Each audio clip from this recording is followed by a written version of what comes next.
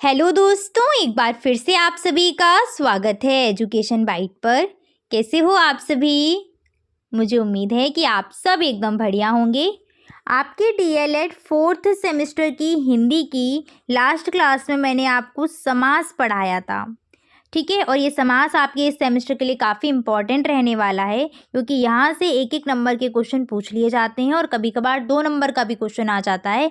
जैसे आप देख पा रहे हैं, ये जो क्वेश्चन है आपका 2017 में आया था, यथाविधि त्रिफला शीतोष्ण चक्रधर्मी समास का विग्रह करते हुए समास बताओ। जब ऐसा क्वेश्चन आएगा तो पक्का ये 2 नंबर में क्वेश्चन आएगा, ठीक है। तो ज़्यादा लंबी क्लास नहीं है, अगर आपने क्लास नहीं देखी तो चैनल पर जाकर आप इस क्लास को देख सकते हैं, ठीक है। शॉर्ट में ही मैंने समझाया, ज़्यादा टाइम आपका नहीं लगेगा इसमें और रिवीजन आपका हो जाएगा।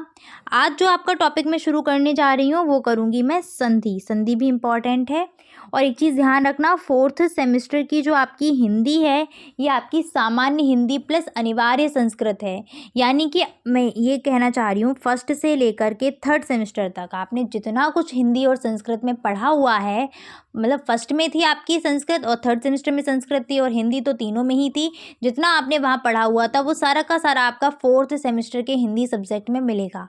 तो वहाँ आप सारा रिवीजन एक एक सेमेस्टर का करेंगे। इससे अच्छा है कि जो इम्पॉर्टेंट टॉपिक है वो मैं आपको करा दूँ, बट आपके पास अगर टाइम है, आपके नोट्स पहले से रखे हुए हैं, तो आप उनको एक बार रिवाइज ज़रूर कर लीजिएगा, ठीक है। क्योंकि वहाँ डिटेल में जब आपने टॉपिक पढ़ा हुआ था और यहाँ शॉर्ट में उस चीज़ को समझेंगे तो कहीं ना कहीं शुरुआत ऐसी होती है ना कि जब तक हम डिटेल ना समझें, हमको समझ नहीं आती चीज़ें, तो खुद के जब नोट्स होंगे तो आप आसानी से उसको बहुत जल्दी रिवाइज कर पाएंगे कम टाइम में। तो उनको एक बार ज़रूर देख लेना, अगर रखे हैं या नहीं रखे हैं तो आपका फिर काम यहाँ से चल जाएगा। शुरू करते हैं हम संधि से। संधि क्या होती है? संधि से पहले एक बार समास को रिवाइज कराती हूँ मैं कि समास क्या था। समास में मैंने बताया था आपको कि जब 2 शब्द आपस में मिलकर के एक नया शब्द बना देते हैं तो ये क्रिया ही क्या कहलाती है? समास कहलाती है। जबकि संधि में क्या होता है? संधि में शब्दों का मेल नहीं होता। संधि में क्या मिलते हैं? संधि में 2 वर्ण आपस में मिलते हैं।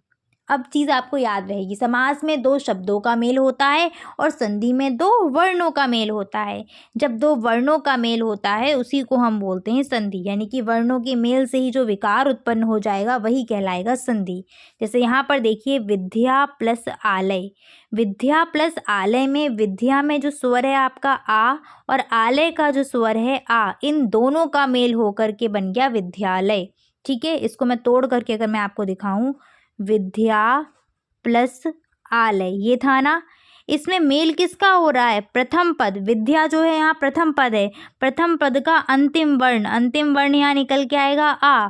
और उत्तर पद, आलय उत्तर पद है, आलय का पहला पद पहला जो वर्ण है वो मिलेगा। यानी कि प्रथम पद का पहला पद जो होगा, प्रथम पद, उसका सबसे लास्ट का वर्ण और उत्तर पद का सबसे पहले का वर्ण आपस में मिल करके एक वर्ण बना लेते हैं, वही हो जाती है संधि, ठीक है। इन्हीं दोनों का मेल होगा, बाकी किसी भी अक्षर पर कोई प्रभाव नहीं पड़ेगा, ठीक है ना। तो विद्या प्लस आलय मिलके क्या हो गया? विद्यालय। इसी प्रकार से एक और देख लीजिएगा, देव प्लस आलय। देव प्लस आलय मिलकर के क्या हो जाएगा? देवालय। इसमें क्या होगा? देव जो है आपका प्रथम पद है, इसका अंतिम वर्ण आ, और आलय उत्तर पद है, इसका प्रथम वर्ण आ, और आ मिलकर के क्या हो जाता है? बड़ा आ हो जाता है। ये संधि का नियम है आपका, और मिल करके फिर क्या बन जाएगा? देवालय। क्लियर है? तो ऐसे संधि होती है आपकी। अब आते हैं संधि में होता क्या है, ये मैंने यहाँ पॉइंट में भी लिख दिया था कि संधि में प्रथम पद का अंतिम वर्ण और उत्तर पद का प्रथम वर्ण का मेल होता है। संधि का अपोजिट होता है विच्छेद, ठीक है। आता भी है क्वेश्चन में लिख करके, जैसे देवालय का संधि विच्छेद कीजिए, यानी कि देवालय को अलग अलग करिए। संधि जो है वो 3 प्रकार की होती है, स्वर संधि, व्यंजन संधि और विसर्ग संधि। स्वर संधि क्या होती है? तो जब 2 स्वरों का मेल होता है तब होती है स्वर संधि, यानी कि स्वर प्लस स्वर, प्रथम पद का और उत्तर पद का वर्ण आपस में मिलता है तो प्रथम पद का जो अंतिम वर्ण है वो कैसा होना चाहिए? वो स्वर होना चाहिए। और उत्तर पद का प्रथम वर्ण भी कैसा होना चाहिए? स्वर होना चाहिए। तो जब 2 स्वर आपस में मिलेंगे तो कैसी संधि हो जाएगी? स्वर संधि हो जाएगी, ठीक है। स्वर संधि के 5 भेद होते हैं। सबसे पहली है दीर्घ संधि, दूसरी है गुण संधि, तीसरी वृद्धि संधि, चौथी यड़ संधि और 5वीं है अयादि संधि। दीर्घ संधि क्या होती है? दीर्घ संधि में आपका बहुत सिंपल है। दीर्घ संधि ये कहती है जब सेम स्वर आपस में मिलेंगे, यानी कि दो पद थे, हमेशा माइंड में बस सेट करना कितने पद हैं, दो पदों में ही तो मेल होता है ना। पहला पद ये रहा और दूसरा पद ये रहा। पहले पद का अंतिम वर्ण और दूसरे पद का पहला वर्ण, यही तो आपस में मिलते हैं। तो पहले पद का अंतिम वर्ण जो है, जो भी स्वर है उसके जस्ट बाद भी सेम स्वर आना चाहिए, यानी कि यहाँ पर अगर आ है तो यहाँ भी अ आएगा। ठीक है, दीर्घ या ह्रस्व से फर्क नहीं पड़ता है, यानी कि जब दो समान स्वरों का मेल होता है तो वो दोनों स्वर मिलकर के अपने दीर्घ में ही कन्वर्ट हो जाते हैं, वही कहलाती है दीर्घ स्वर संधि। फिर से बताते हैं, जब दो समान स्वरों का आपस में मेल होता है तो वो दोनों समान स्वर अपने दीर्घ में कन्वर्ट हो जाते हैं और हमारी संधि हो जाएगी दीर्घ संधि। जैसे कि आ मिलेंगे तब भी क्या होगा? आ दीर्घ में ही कन्वर्ट होंगे। छोटी ई बड़ी ई आपस में जब मिलेंगी तब भी क्या होगा? बड़ी ही बनेगी, दीर्घ ही बनेगा। उ आपस में मिलेंगे तो दीर्घ आएगा। सेम होने चाहिए, यानी कि इधर और इधर सेम स्वर आएंगे तभी ये होगा। ठीक है, अब आते हैं एग्जाम्पल पर। एग्जाम्पल देखो, विद्या प्लस आलय। विद्या में भी अंतिम में क्या आ रहा है? आ रहा है। और आलय में प्रारंभ में क्या आ रहा है? आ रहा है। और आ का मेल होगा तो ये क्या हो जाएंगे? दीर्घ आ हो जाएंगे और बन जाएगा विद्यालय। ऐसे शिव प्लस आलय। शिव का अंतिम वर्ण आ है और आलय का प्रारंभ का वर्ण आ है। आ प्लस आ मिलकर के क्या हो जाएगा? बड़ा आ, और बन जाएगा शिवालय। कपि प्लस ईश। कपि का जो अंतिम वर्ण है वो क्या है? छोटी ई है।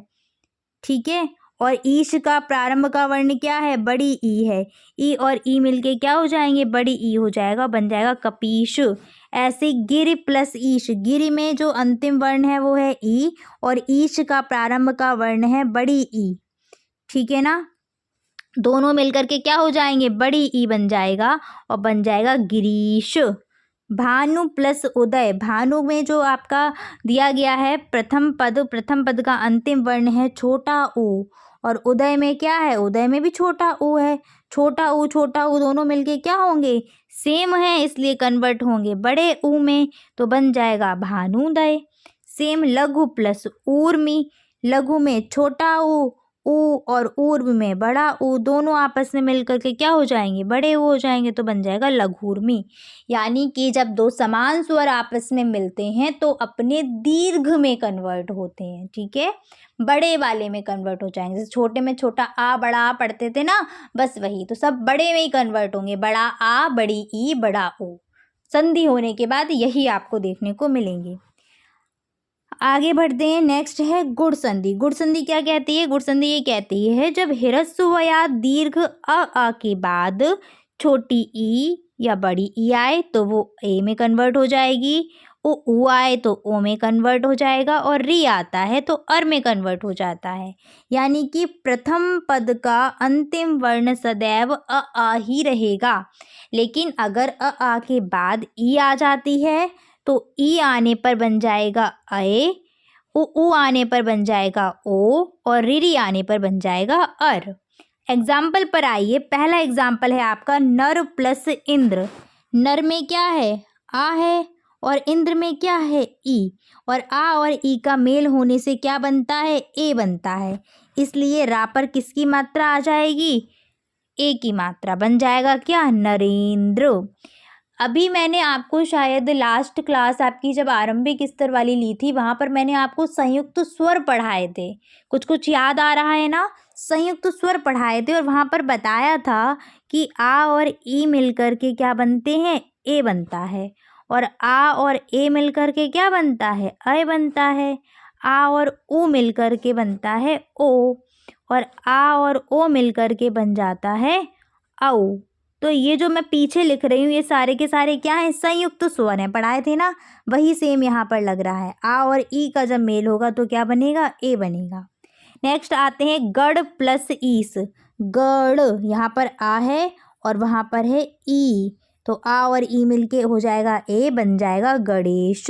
सूर्य प्लस उदय, सूर्य, अगर इसका वर्ण विच्छेद करेंगे तो आपको अंतिम वर्ण मिलेगा आ, और उदय का उ मेल होके हो जाएगा ओ, और आ ओ मिलके क्या बन गए, सूर्योदय।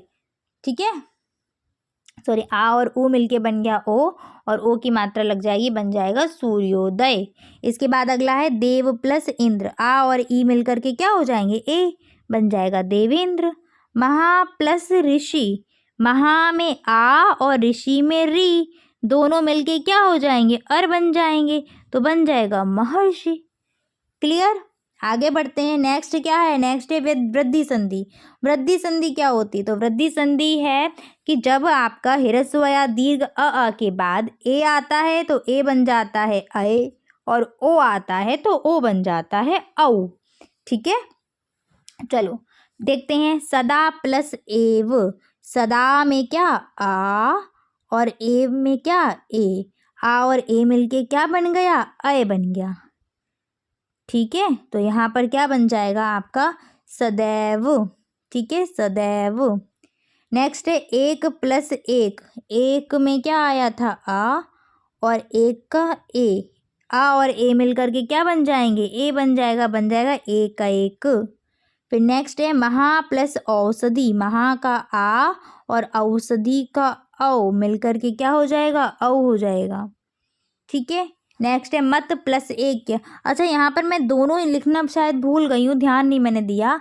यहाँ पर एक चीज़ क्लियर कर लेना, ए और अय दोनों आ सकते हैं। ठीक है, सेम यहाँ पे ओ और औ दोनों आ सकते हैं।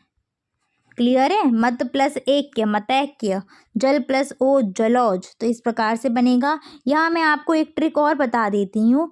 जब आपको संधि वाले शब्द में अय की मात्रा और औ की मात्रा देखने को मिले तो वहीं पे तोड़ने की कोशिश करना, और वहाँ डेफिनेट आपकी वृद्धि संधि निकलती है 90% केस में। ठीक है, और जब आपको ए की मात्रा या फिर ओ की मात्रा देखने को मिले तो वहाँ से ज़रा विच्छेद करने की कोशिश करना। अगर दो आपको शब्द मिल जाते हैं पूरे अर्थ देने वाले तो वहाँ आपको डेफिनेट क्या मिलेगी, गुण संधि मिलेगी ही मिलेगी। ठीक है, चलो अब आते हैं हम यड़ संधि पर। यड़ संधि क्या कहती है, जब ई उ ऋ के बाद असमान स्वर आए, समान आएगा तो दीर्घ हो ही जाएगी, लेकिन असमान स्वर आता है तो ई का हो जाता है या, उ का हो जाता है वा, और ऋ का हो जाता है रा।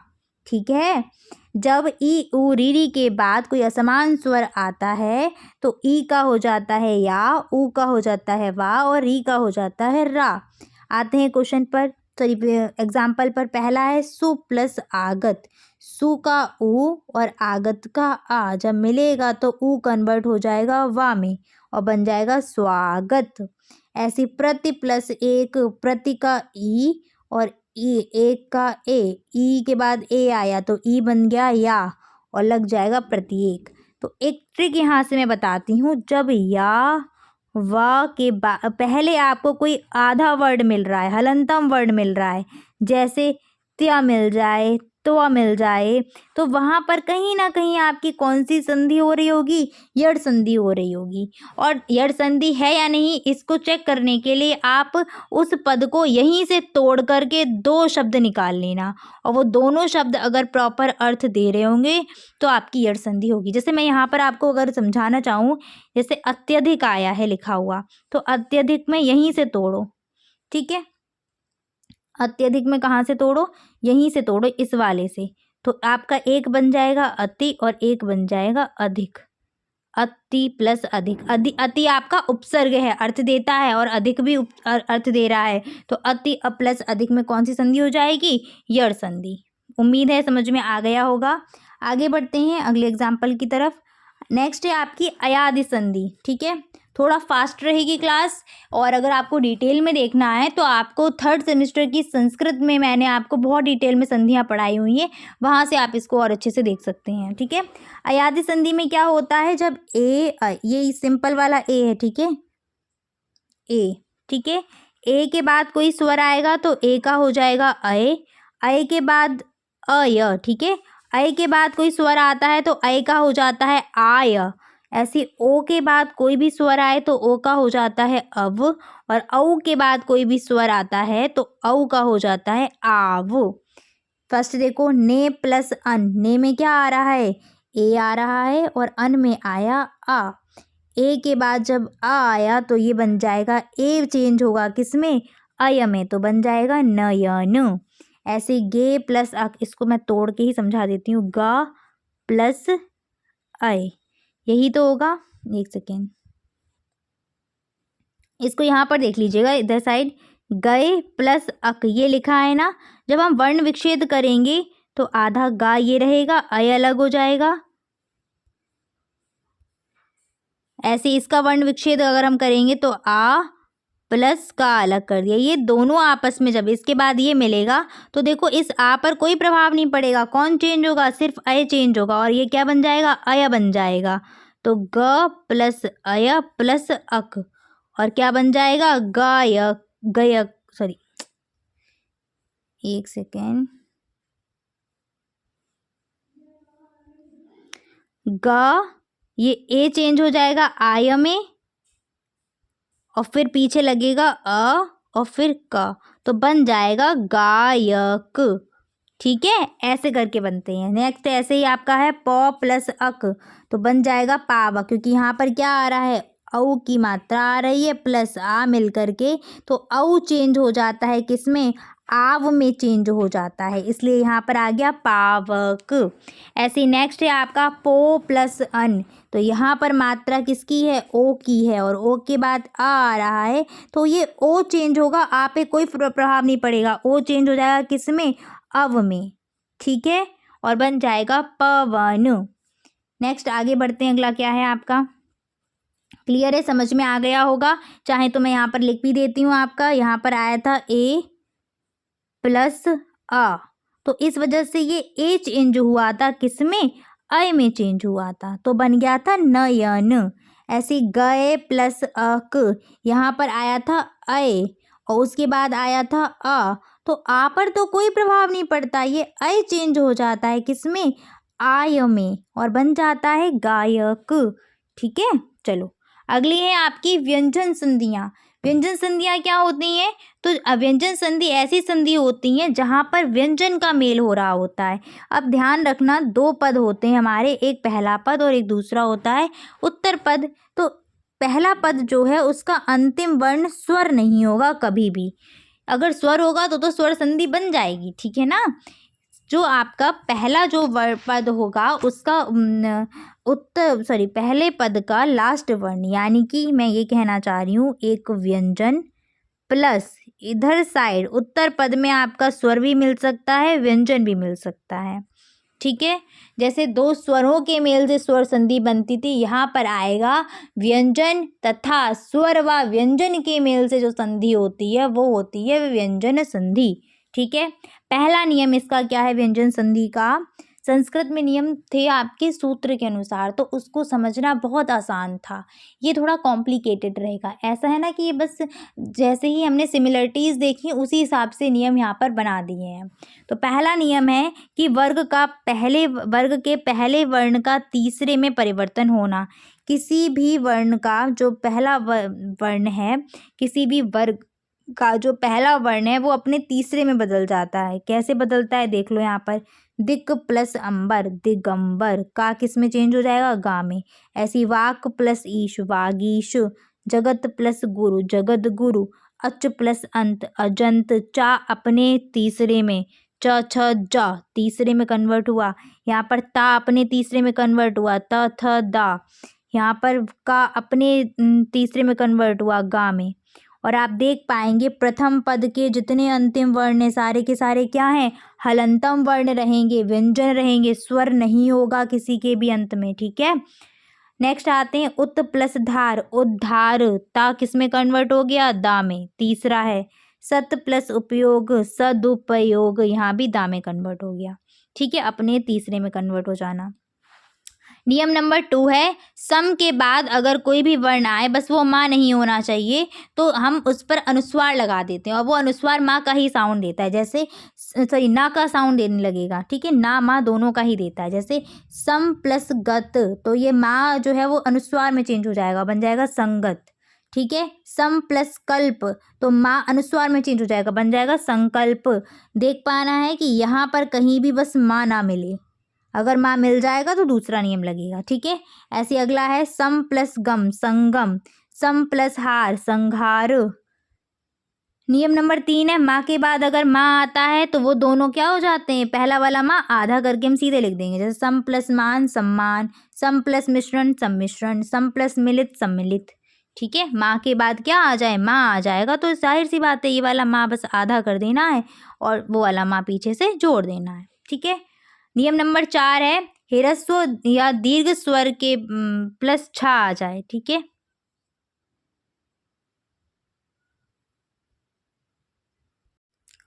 यहाँ पर एक चीज़ देख लीजिएगा, शायद मैंने व्यंजन की डेफिनेशन, व्यंजन संधि की डेफिनेशन थोड़ी सी गड़बड़ कर दी है, उसको मैं यहाँ फिर से क्लियर कर दूँ, उसके बाद मैं आगे बढ़ूँगी। व्यंजन संधि का मतलब है कि दो व्यंजन का तो मेल होगा ही होगा, बट एक व्यंजन और एक स्वर भी आपका मिलेगा। मतलब कहने का मतलब मेरा बस ये था, यहाँ समझाने का मतलब कि दो स्वर नहीं आपस में होने चाहिए। ठीक है, जब दो स्वर आपस में आ गए तो वहाँ पर क्या हो जाएगी, स्वर संधि हो जाएगी। एक पद में स्वर, एक पद में व्यंजन होगा तो वहाँ पर व्यंजन संधि होगी, और दोनों पदों में व्यंजन होंगे तो भी वहाँ पर क्या होगी, व्यंजन संधि होगी, चाहे कहीं भी हो। यानी कि अगर मैं ऐसे लिखूँ, यहाँ पर स्वर प्लस व्यंजन आ जाए तो कैसी संधि है, तो व्यंजन संधि है। दोनों पद में व्यंजन आ गया तो व्यंजन है ही, और व्यंजन के बाद में स्वर आ गया तब भी कैसी संधि हो जाएगी, व्यंजन संधि हो जाएगी। क्लियर हो गई बात, ये मुझे करेक्ट करना था थोड़ा सा, ताकि डाउट क्रिएट ना हो आपका।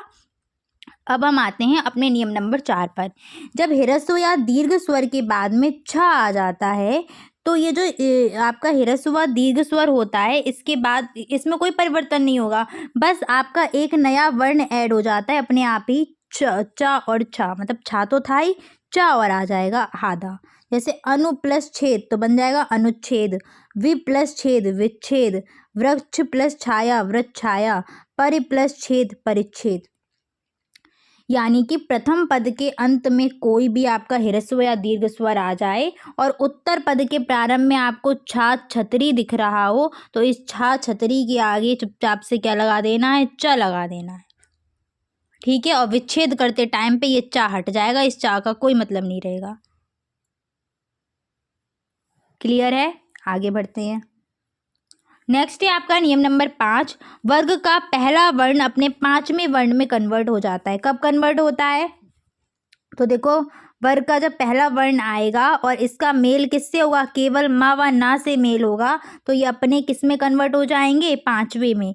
इसको मैं यहाँ पर ऐसे लिखती हूँ, का वर्ग, चा वर्ग, ता वर्ग, टा वर्ग, पा वर्ग। ठीक है, इनका पहला वर्ण आए और साथ में क्या आ जाए, दूसरे पद के प्रारंभ में या तो माँ आ जाए या फिर ना आ जाए, तो ये सारे के सारे अपने ही वर्ग के 5वें वर्ण में कन्वर्ट हो जाते हैं, अपने ही वर्ग के 5वें में कन्वर्ट होंगे। जैसे वाक प्लस मय, यहाँ पर माँ मिला तो का किसमें, अपने पंचम में, वांगमय। तत् प्लस नाथ, तत् यहाँ पर ना मिला तो ता अपने ही 5वां, और ता का 5वां क्या होता है, त थ द ध ना में कन्वर्ट हो जाएगा, बन जाएगा तन्नाथ।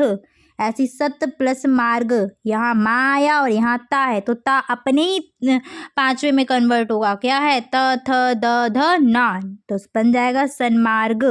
उत प्लस नयन, ता और इसके बाद क्या आया, ना आ गया है, यहाँ पर ना है तो ता अपने ही पंचम में कन्वर्ट होके क्या बना देगा, उन्नयन।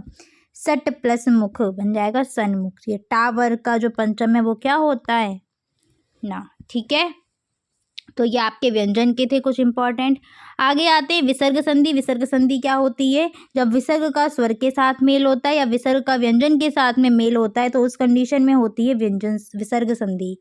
दो स्वरों का मेल होगा तो स्वर संधि, एक स्वर और एक व्यंजन या फिर दो व्यंजन का मेल होता है तो वहाँ पर होती है व्यंजन संधि, और एक मतलब विसर्ग प्लस स्वर का मेल या फिर विसर्ग और व्यंजन का मेल होता है तब होती है विसर्ग संधि।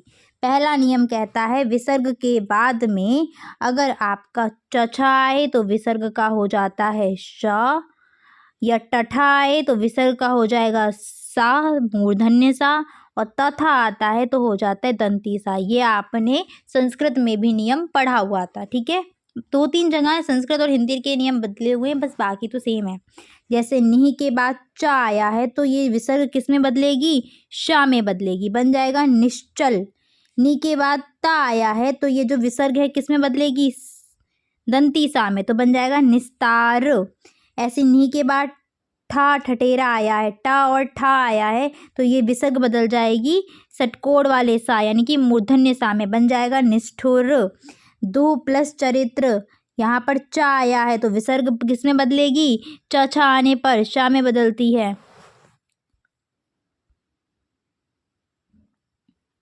तो दुष्चरित्र होगा, ठीक है। इसके बाद निह प्लस तेज तो निस्तेज हो जाएगा, सा में बदल जाएगा, ता आया है तो, और नमः प्लस ते तो नमस्ते। तो ये आपके कुछ रहेंगे। ये दुष्चरित्र वाला थोड़ा अपवाद है, इसको ध्यान रखना, ठीक है। अपवाद है ये, लिखा तो ये सही है, ठीक है। इसके बाद आते हैं नियम नंबर 2 पर। विसर्ग के बाद श स सा या तीनों शा आ जाए तो क्या है, वही व्यंजन आ जाता है जो है यहाँ पर, जैसा शा है वही शा आ जाएगा। जैसे दुह प्लस शासन तो यहाँ आपका शाह है कौन सा, तालव्य, तो ये विसर्ग भी तालव्य शाह में ही चेंज हो जाएगी, लेकिन आधे में होगी चेंज, हलंत में आएगी, तो बन जाएगा दुशासन। निह प्लस संकोच, यहाँ क्या है, सरस्वती वाला सा है यानी कि दंती सा है तो यहाँ विसर्ग दंती सा में ही चेंज होगी, बन जाएगा निसंकोच। ऐसे निह प्लस संदेह, यहाँ सा है आपका कौन सा वाला, दंती वाला, तो यहाँ भी दंती सा आ जाएगा, बन जाएगा निस्संदेह। ऐसे निह प्लस संतान तो ये यहाँ क्या है, दंती सा है तो यहाँ भी दंती सा आएगा, बन जाएगा निसंतान। एक चीज़ और ध्यान रखना, अगर हम इनको ना भी बदले तो भी हमारे ये सही लिखे हुए हैं, ठीक है। विसर्ग लगा के भी इनको मिला के लिख सकते हैं, तब भी हमारे ये गलत नहीं है, ठीक है, ये सही है उस टाइम पर भी, इसीलिए ऑब्लिक करके मैंने दोनों लिखे हुए हैं। नेक्स्ट है आपका विसर्ग का रा हो जाना, तो जैसे निह प्लस रोग तो निरोग हो जाएगा, निह प्लस गुण निर्गुण, और ऐसे निह प्लस आकार निराकार हो जाएगा, ठीक है। लास्ट आपका शायद नियम है ये, तो ये है आपका विसर्ग का ओ की मात्रा में चेंज हो जाना। मनः प्लस योग मनोयोग, तपः प्लस बल तपोबल, मनः प्लस हर मनोहर, सरह प्लस वर सरोवर, अधः प्लस पतन अधोपतन, तमः प्लस गुण तमोगुण। ऐसे एक और मुझे याद आ रहा है, सरह प्लस ज सरोज बनता है ये, ठीक है, ध्यान रखना इसको भी। अब आते हैं संधि विच्छेद करें व संधि का नाम लिखें। 2019 में ये क्वेश्चन आया हुआ था और पहला आपसे पूछा था मनोरथा, तो मनोरथा में क्या ओ की मात्रा से, जस्ट अभी पढ़ा था मनः प्लस रथा, कौन सी संधि, विसर्ग संधि। सज्जनः तो सत प्लस जनः व्यंजन संधि है, यहाँ पे है आपका व्यंजन और यहाँ भी व्यंजन, व्यंजन व्यंजन का मेल तो व्यंजन संधि। वसंतोत्सव, ओ की मात्रा दिख रही है ना, जहाँ ओ की मात्रा दिख रही है वहीं से तोड़ने की कोशिश करो, तो यहाँ से तोड़ेंगे, बनेगा वसंत प्लस उत्सव, और बसंत भी अर्थ दे रहा है, उत्सव भी अर्थ दे रहा है, तो हम यानी कि हमने सही से इसको ब्रेक किया है, बन जाएगा बसंत प्लस उत्सव। और आ और उ मिलकर के ओ तब बनते हैं जब गुण संधि होती है, और आ और ओ मिलकर के औ कब बनते हैं, जब वृद्धि संधि होती है, ठीक है। मधवरी, आधा आपको यहाँ व्यंजन दिख रहा है और यहाँ पे वा दिख रहा है, तो यहाँ कहीं ना कहीं यड़ संधि होगी, जो मैंने आपको ट्रिक बताई थी कि वा से पहले कोई आधा वर्ण मिल जाए या से पहले कोई आधा वर्ण मिल जाए तो वहाँ एक बार चेक करके देखो यड़ संधि होगी। तो इसको जरा तोड़ो, मधु प्लस अरही, लग रहा है ना, जहाँ वा था वा आया किसकी वजह से था, ऊ की मात्रा की वजह से ही तो आया था, तो कर दो मधु प्लस अरही, कौन सी संधि, यड़ संधि, ठीक है। ऐसे अगला आया था क्वेश्चन 2021 में, संधि विच्छेद करिए।